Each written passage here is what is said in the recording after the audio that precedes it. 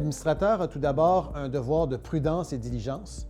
Il a également un devoir d'honnêteté et de loyauté dans l'intérêt de la personne morale.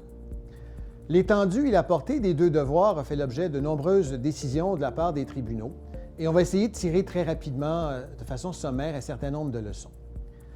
Quant au devoir de diligence, l'administrateur doit faire le nécessaire pour obtenir les informations qui sont pertinentes aux décisions qu'il a à prendre.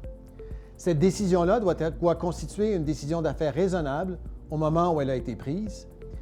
Et lorsque vient le temps d'évaluer, à savoir si l'administrateur a rempli son devoir, on va évaluer le processus qui a été suivi par le Conseil en comparaison avec les pratiques qui sont reconnues pour des sociétés de même nature, dans le même domaine que celui de la société.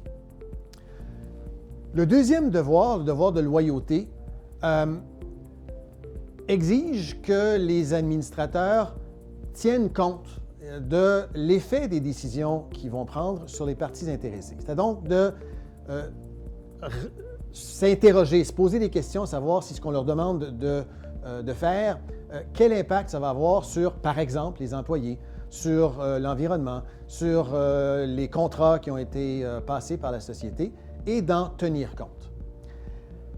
Ce devoir exige également que les parties intéressées soient traitées de façon équitable, mais par ailleurs, si les intérêts des diverses parties ne sont pas réconciliables avec ceux de la société, à ce moment-là, l'administrateur doit se concentrer sur les intérêts de la société. Ce sont ces intérêts qui doivent prévaloir.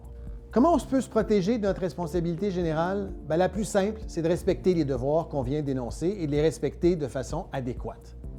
Pour être capable de démontrer qu'on a respecté ces devoirs-là, il y a généralement 3 démarches qui vont s'imposer. L'administrateur doit tout d'abord comprendre l'environnement juridique dans lequel la société œuvre et celui dans lequel lui, comme administrateur, œuvre. Il doit s'assurer qu'il y a un cadre de gouvernance adéquat au sein de la société.